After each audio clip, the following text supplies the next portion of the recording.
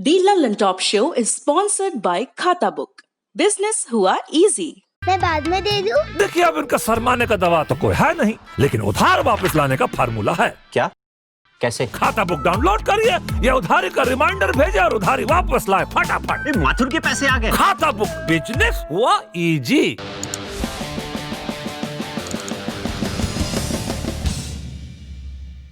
नमस्कार, मैं हूं निखिल और आप देख रहे हैं the Lalan top show.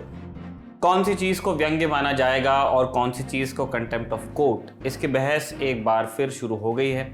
Stand up comedian Kunal Kamra के कुछ ट्वीट्स को आपत्तिजनक बताते हुए अटॉर्नी जनरल के वेणुगोपाल ने उन पर कंटेम्प्ट ऑफ कोर्ट यानी अदालत की अवमानना का मामला चलाने की अनुमति दे दी है, सहमति दे दी है।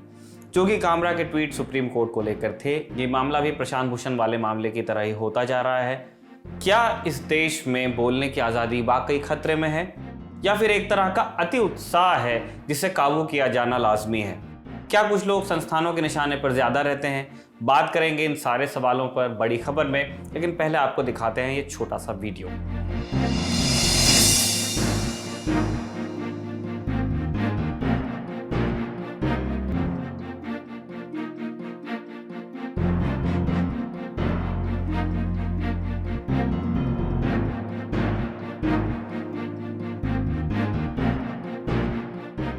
ये तस्वीरें जम्मू कश्मीर से हैं। पाकिस्तान पिछले दिनों लगातार नियंत्रण रेखा पर संघर्ष विराम का उल्लंघन करता आ रहा है।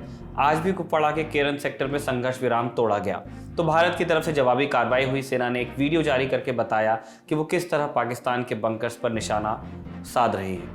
अब हम चलते हैं दिन की सुर्खियों की तरफ। पिछले 24 घंटों में देश में कोरोना संक्रमण के 44,879 नए मामले सामने आए और 547 मरीजों की मौत हुई। 49,079 मरीज ठीक भी हुए। इन्हें मिलाकर कुल मामले हो गए हैं देश में 87,28,795। कुल मौतें हो गई हैं 1,28,668। ठीक हुए मरीजों की संख्या है 81,15,580। दूसरी सुर्खी अयोध्या से है। अयोध्या में राम मंदिर के निर्माण का कामकाज श्री राम जन्मभूमि तीर्थ क्षेत्र ट्रस्ट देख रहा है। आप जानते ही हैं, इस ट्रस्ट के खिलाफ गृह मंत्रालय को एक लीगल नोटिस भेजा गया है। नोटिस भेजा है अयोध्या के निर्वाणी अखाड़े के प्रमुख महंत धर्मदास ने। इसमें ट्रस्ट को गैर कानूनी बताकर फिर से गठन की मांग की गई है। ऐसा न करने पर कानूनी कार्रवाई की चेतावनी भी दी है। मीडिया रिपोर्ट्स के मुताबिक महंत धर्मदास ने आरोप लगाए हैं कि मौजूदा ट्रस्ट सुप्रीम कोर्ट के पिछले साल नवंबर में दिए आदेश के भी खिलाफ है। उन्होंने ये भी कहा कि ट्रस्ट के गठन में कई बिंदुओं पर कानूनी, वैधानिक और प्रथागत प्रक्रियाओं का पालन नहीं हुआ है। उन्होंने मांग की है कि तीर्थ क्षेत्र ट्रस्ट का निर्माण और रेगुलेशन सुप्रीम कोर्ट के फैसले के अनुसार किया जाए। इस नोटिस में गृह मंत्रालय पर हिंदुओं को बांटने का आरोप भी लगाया गया है। महंत धर्मदास का आरोप है कि जो लोग 1949 से इस केस को लड़ रहे हैं, उन्हें ट्रस्ट के गठन में उचित स्थान नहीं दिया गया, जबकि जो लोग 1989 के बाद से इस केस में शामिल हुए, उन्हें अहमियत दी गई। महंत धर्मदास ने नोटिस में कहा है कि 2 महीने में अगर केंद्र सरकार कोई एक्शन लेने में नाकाम रही तो कानून का सहारा लिया जाएगा। तीसरी सुर्खी राहुल गांधी से जुड़ी है। अमेरिका के पूर्व राष्ट्रपति बराक ओबामा की एक किताब आई है जिसका नाम है अ प्रॉमिस्ड लैंड। इस किताब का रिव्यू द न्यूयॉर्क टाइम्स ने छापा है। किताब में ओबामा ने कांग्रेस अध्यक्ष सोनिया गांधी, पूर्व प्रधानमंत्री मनमोहन सिंह और कांग्रेस नेता राहुल गांधी का जिक्र भी किया है। द न्यूयॉर्क टाइम्स के मुताबिक ओबामा ने राहुल गांधी के बारे में लिखा है। जो लिखा है उसका हम हिंदू अनुवाद आपको बता रहे हैं। राहुल गांधी के अंदर खुद के बारे में एक नर्वस और अनकन्फर्म्ड क्वालिटी है, जैसे कि वो कोई ऐसे छात्र हों जिसने अपना कोर्स वर्क पूरा कर लिया है और टीचर को प्रभावित करने की उत्सुकता में है, लेकिन असलियत में या तो योग्यता या विषय में महारत हासिल करने के जुनून की कमी है।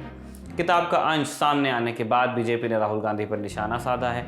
केंद्रीय मंत्री मुख्तार अब्बास नकवी ने कहा है कि इतना ही कह सकते हैं कि आजकल उनकी बेवकूफ़ी के चर्चे हर ज़बान पर है। नेताजी के शब्द हमारे नहीं हैं। वहीं कांग्रेस नेता तारिक अनवर का कहना है, उन्होंने डिफेंड किया है ऑब्वियसली। वो कहते हैं कि राहुल गांधी और ओबामा की संक्षिप्त मुलाकात हुई होगी शायद 8-10 साल पहले। छोटी मुलाकात में किसी का आकलन करना मुश्किल है। राहुल गांधी की पर्सनैलिटी तब से अब तक बदल गई है। उन्होंने एक्सपीरियंस हासिल कर लिया है। रणदीप सिंह सुरजेवाला का कहना है कि हम किसी किताब में व्यक्ति के विचारों को लेकर किसी तरह की टिप्पणी नहीं करते, इस तरह की टिप्पणियों को तरजीह भी नहीं देते हैं। दिसंबर 2017 में राहुल गांधी ने ओबामा के भारत दौरे के दौरान उनसे मुलाकात की थी। इसकी तस्वीर भी साझा की थी। इससे पहले जनवरी 2015 और 2010 में राहुल गांधी ओबामा से मिल चुके हैं। चौथी सुर्खी पंजाब के किसानों से जुड़ी हुई है। केंद्रीय मंत्रियों और किसान यूनियन के प्रतिनिधियों के बीच शुक्रवार को कृषि भवन में बैठक हुई। मीडिया रिपोर्ट्स के मुताबिक पंजाबी में किसानों के सामने प्रेजेंटेशन दिया गया। केंद्रीय मंत्रियों पीयूष गोयल और नरेंद्र सिंह तोमर ने एनडीए और यूपीए सरकारों के शासन में एमएसपी की तुलना की। सूत्रों के मुताबिक प्रतिनिधियों ने कहा कि वो अधिनियम समझने नहीं आए हैं, वो ये जानने के लिए आए हैं कि सरकार किसानों के बारे में क्या कर रही है। प्रतिनिधिमंडल ने कहा कि अगर हम अपनी जमीन खो देंगे तो डबल इनकम के वादे का क्या करेंगे। किसानों ने केंद्र के सामने 5 मांगे रखी हैं, जिनमें कृषि से जुड़े 3 कानूनों को रद्द करना, पंजाब में रेल सेवाओं की बहाली और पराली जलाने को लेकर बनाए गए सख्त कानून को वापस लेना शामिल है। पराली जलाने पर 1 करोड़ रुपए तक का जुर्माना और जेल की सजा शामिल है। किसानों के प्रतिनिधियों के मुताबिक किसानों ने रेलवे ट्रैक खाली कर दिया है। उन्होंने केंद्र पर आर्थिक रूप से नाकेबंदी लगाने का भी आरोप लगाया है। 12 नवंबर को किसान यूनियनों ने केंद्र के साथ बैठक में भाग लेने का फैसला किया था। सभी ने कृषि से जुड़े 3 कानूनों को रद्द करने की मांग की थी। अब चलते हैं दिन की बड़ी खबर की तरफ। Contempt of court, freedom of expression और पर्सनल लिबर्टी जैसे कीवर्ड एक बार फिर चर्चा में है। सुप्रीम कोर्ट पर stand up comedian Kunal Kamra ने कुछ ट्वीट्स किए। ये ट्वीट्स कुछ लोगों को अखरे। लॉ के स्टूडेंट स्कंद वाजपेयी और एक अन्य वकील ने कुणाल कामरा पर कॉन्टेम्प्ट ऑफ कोर्ट यानी अदालत की अवमानना का केस शुरू करने की अपील कर दी। इस पर अपनी सहमति देते हुए अटॉर्नी जनरल के वेणुगोपाल ने 12 नवंबर को कहा कि कुणाल कामरा के ट्वीट्स न सिर्फ बैड टेस्ट में हैं, बल्कि ह्यूमर और कोर्ट की अवमानना के बीच की रेखा को लांघते हैं। इसके बाद आज यानी कि 13 नवंबर को कुणाल कामरा ने इस पर अपनी प्रतिक्रिया दी। उन्होंने ट्विटर पर अपना स्टेटमेंट जारी करते हुए कहा कि वो अपने शब्दों को वापस नहीं लेंगे और ना ही माफ़ी मांगेंगे।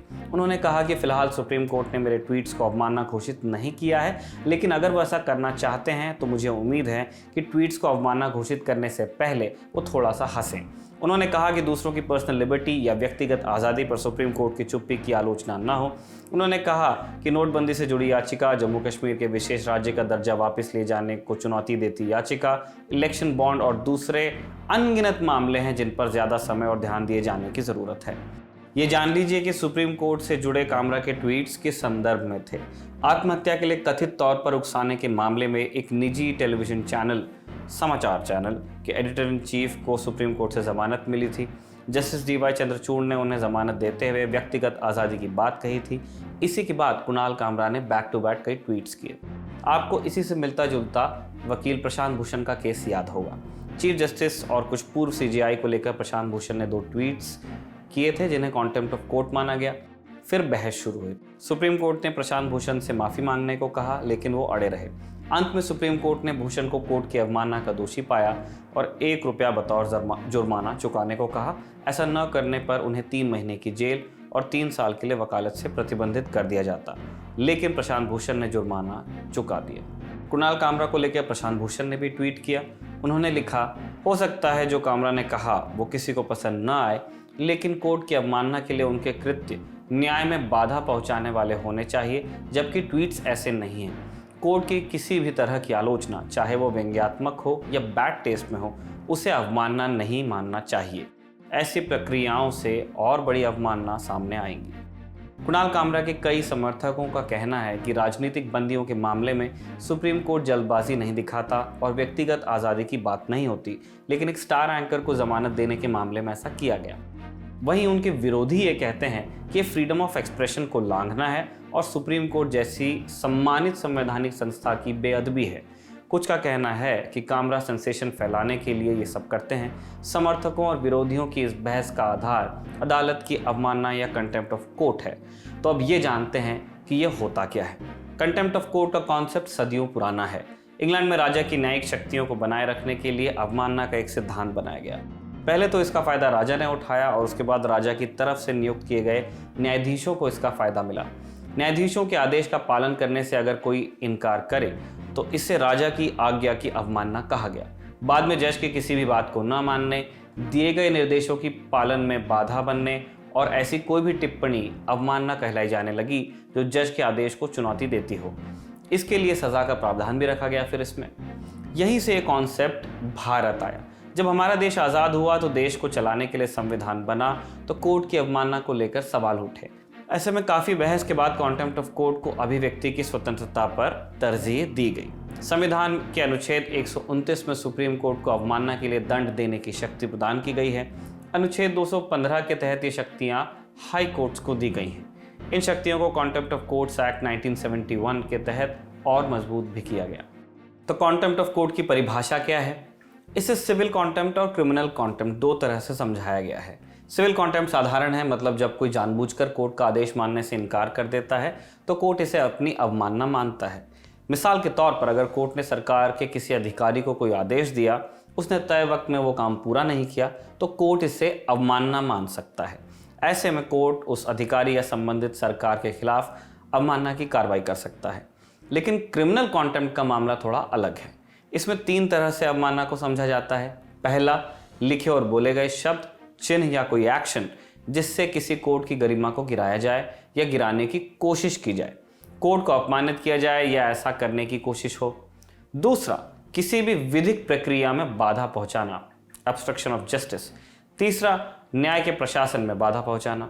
पहले भी कई बार ये सवाल उठे हैं और आजकल और उठते हैं कि भारत के न्यायालयों में क्रिमिनल कॉन्टेम्प्ट या आपराधिक अवमानना के कानून और इसके तहत दी जाने वाली सज़ा की क्या और कितनी ज़रूरत है। भारत में लॉ कमीशन की 2018 की रिपोर्ट में इसका जवाब दिया गया है। सिर्फ इसी कानून के लिए ही नहीं, बल्कि भारत में सभी तरह के कानूनी सुधार लाने के लिए लॉ कमीशन बनाए जाते रहे हैं। भारत में लॉ कमीशन 19वीं शताब्दी के तीसरे दशक से ही बनने शुरू हो गए थे। आज़ादी के बाद समय समय पर बनाए गए इन लॉ कमीशन ने सुझाव दिए कि संविधान बनने से भी पहले से चले आ रहे कानूनों में से किसे और मजबूत करना है, कौन से कानून अप्रासंगिक नहीं रह गए हैं और उनमें क्या सुधार की ज़रूरत है। 2018 में जस्टिस BS चौहान की अध्यक्षता वाले लॉ कमीशन ने कॉन्टेम्प्ट ऑफ कोर्ट्स एक्ट 1971 पर अपनी रिपोर्ट सौंपी। रिपोर्ट में इस बात की पड़ताल की गई थी कि क्या कॉन्टेम्प्ट की परिभाषा में सिविल कॉन्टेम्प्ट और क्रिमिनल कॉन्टेम्प्ट दोनों होने चाहिए, या सिर्फ सिविल कॉन्टेम्प्ट को ही कॉन्टेम्प्ट मानना चाहिए और क्रिमिनल कॉन्टेम्प्ट को हटा देना चाहिए।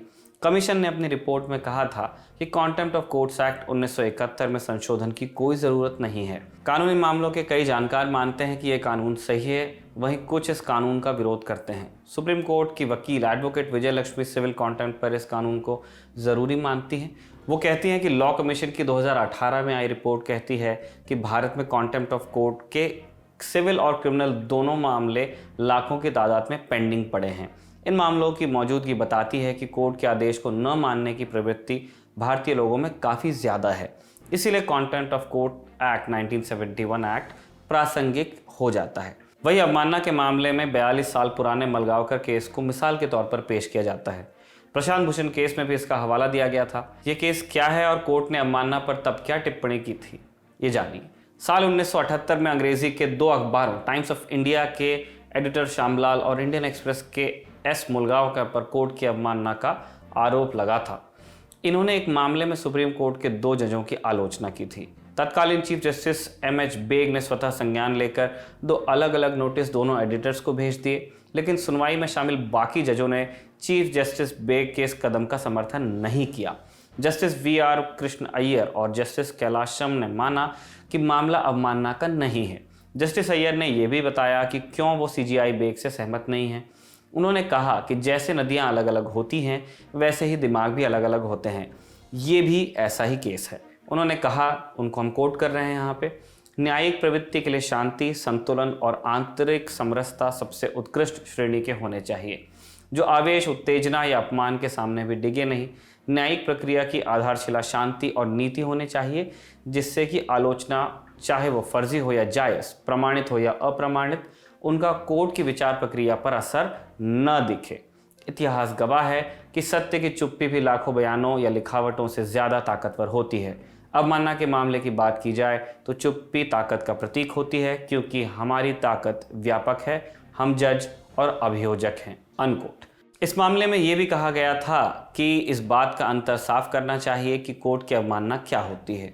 ये जजों से अलग होती है। किसी जज के किसी भी कदम या व्यवहार की सही तार्किक आलोचना होनी चाहिए। बाद में केस रद्द कर दिया गया और मुलगांवकर अवमानना के आरोप से बरी हो गए। कुणाल कामरा के मामले में क्या होता है और सुप्रीम कोर्ट इसे अवमानना मानता है या नहीं, इसके लिए हमें थोड़ा इंतज़ार करना होगा। द ललन टॉप शो में आज के लिए इतना ही। सोमवार को आपसे फिर मुलाकात होगी और अंतिम विदा से आप सभी को हम ललन टॉप परिवार की तरफ से दिवाली की हार्दिक बधाइयां देते हैं। नमस्ते, हैप्पी दिवाली। घुटना, कंधा या कमर, चाहे जैसा हो दर्द, डॉक्टर ऑर्थो आपको देता है दर्द से पूरी आजादी, एक भरपूर जिंदगी।